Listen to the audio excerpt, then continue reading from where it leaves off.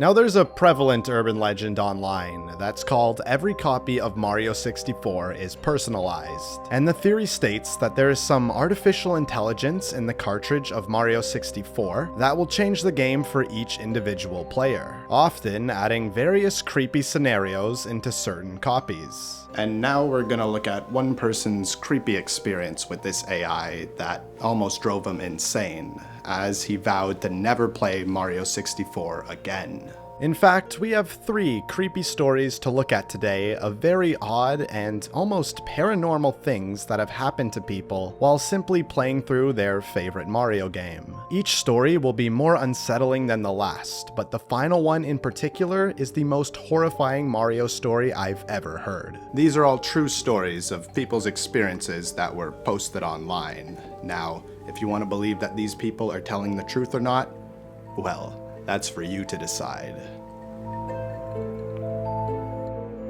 After seeing a bunch of Mario 64 videos online, a guy named Josh had the desire again to go back and play his old copy of the game. He hadn't played it since he was a kid, so he went through his storage unit to find his N64, and luckily enough, he also found his copy of Mario 64. So he went home, hooked up everything to his TV, and started up the game. But when he got to the title screen, an error code popped up, and he heard a Japanese voice say, "The fun of Nintendo is endless." That was weird, he thought, but it was an old copy, so maybe this was some sort of glitch due to wear and tear. But the error screen went away, so he could now start the game where everything seemed normal again. He played through a good bunch of the levels until he unlocked the Dire Dock stage, where he stood still for a while just outside of the level entrance. He did it for so long that Mario fell asleep, which is when a bunch of weird things started happening. Because suddenly, Wario came out of the Dire Dock's entrance and then his console crashed. So he booted the game up again, but when he got to the title screen, the Super Mario logo background was replaced with Japanese text that read, "You can't escape this game." Plus, the file select music was slowed down and a lower pitch. He then got pretty scared, as the game seemed to address the fact that his console crashed. At this point, he was just stuck on the screen, as none of the buttons seemed to work, until the game just started on its own, but he wasn't playing as Mario this time, no. He was now controlling Wario as the game started from the beginning. The player got so alarmed that he froze and didn't do a thing. So Wario fell asleep, but then he quickly woke up, looked towards the camera, and shook his head, like he was telling the player no. Then he pointed north, telling the player again to go that way. So he reluctantly did, even though he was really starting to get creeped out. And after walking that way for a bit, Peach appeared. But then the game took over, and Wario on his own ran over and jumped onto Peach, in which the screen went black. And when it came back, Peach was lying on the floor with a pile of blood around her. The player was really grossed out now, as he almost threw up. But Wario once again looked at the player and pointed north. So the player, once again, slowly began to walk in that direction until Bowser showed up this time. And the game took control yet again as Wario jumped onto Bowser and the screen turned to black.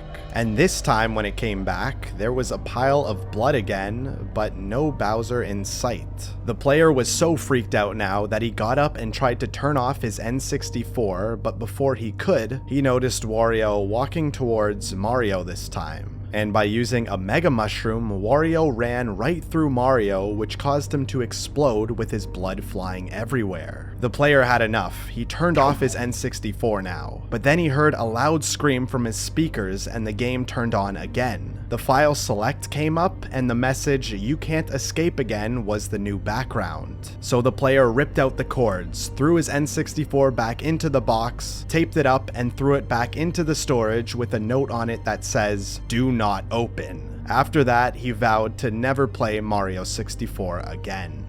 Now we just have one more to get through before we can look at the most terrifying story about a Mario game that, well, I better not get ahead of myself, so why don't we move on to this next one. But quickly, if you're liking these videos in this style and want me to make more, then let me know by subscribing so I know you're enjoying the content. Thank you, and let's move on. SMW Central is a site where you can play hacked versions of Mario World made by other users. And a user by the name of Adam from this site was browsing through the unmoderated hack section until he came across a strange hack simply titled Mario. It had a really odd description and title, so his curiosity got the best of him as he downloaded the hack.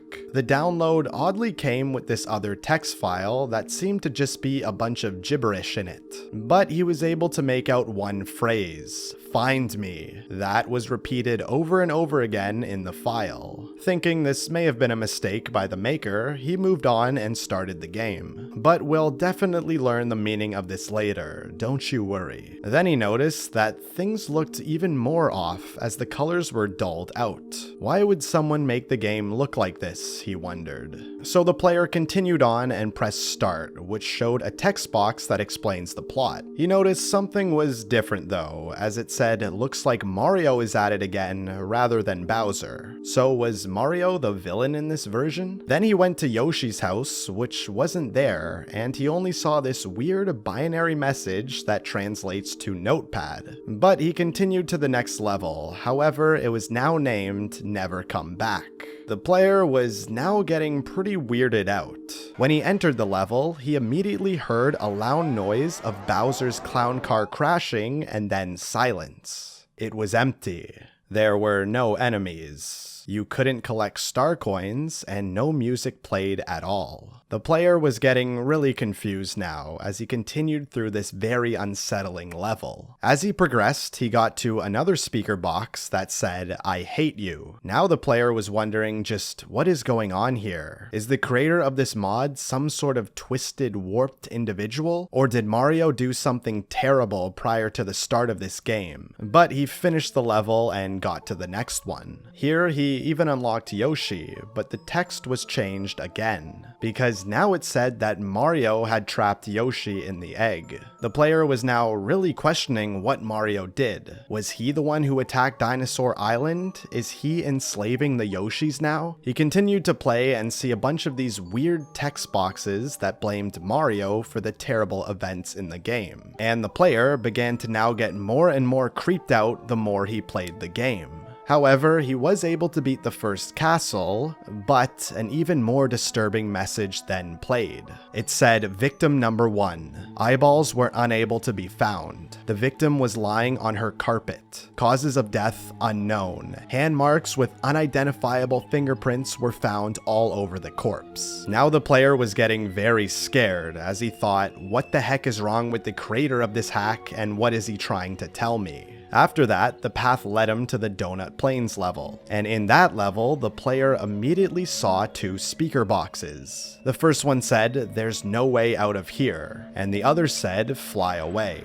This caused the player to ask even more questions about what these mysterious messages could mean. Then the player walked right, where he went into an invisible pipe. It took him into a room with a creepy black background and a stone floor. There were a bunch of doors here, but none of them he could enter, so he continued on. Then it came to a dead end. With nothing left to do, he proceeded right, and was able to go through the wall using this hidden pipe. This took him to another black room with nothing in it, really. So he tried jumping into the pit, but it was solid. Though he found another invisible pipe there and went down in it. And then, nothing. It was just a black screen. The game had somehow mysteriously crashed. This was the video game representation of Mario dying. However, he was super relieved to be done with this hack, as he described it as a living nightmare playing through it. And after this, the hack was removed from the site. Other users had reported stories of their lights flickering and their computer displaying unsettling images from playing this hack too. But that still leaves us with many mysteries about this, like what is that mysterious text file that says "Find me"? Well, it remained a mystery for a while, until somebody converted the text file into a JPEG file which gave him this image. Now, what a terrifying thing to hide in a Mario game. Seriously, what is this and who is this person? Why, of course, it's none other than victim number 1 from the game. Just look at the text bubble. Eyeballs were unable to be found. Hand marks with unidentifiable fingerprints were found all over the corpse. But who are these victims? What did Mario do to them? And why did he do these things that turned him into the villain? Guess we'll never know. Now that was truly terrifying, but we have one more left to go. A story so unsettling, so shocking, that the player in this scenario was scarred for life.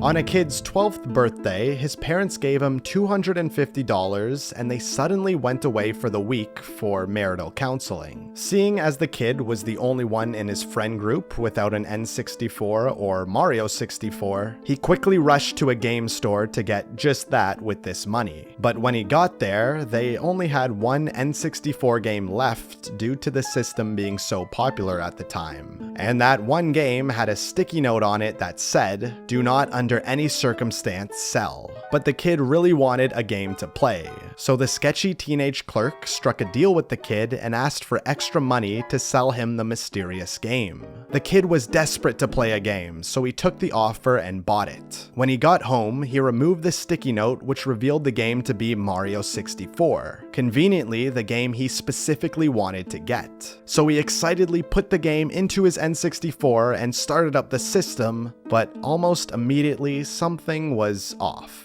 Instead of the normal text that Peach says at the start of the game, the text now read, "Dear player, you don't know what you're getting into. Turn off the system now and get help.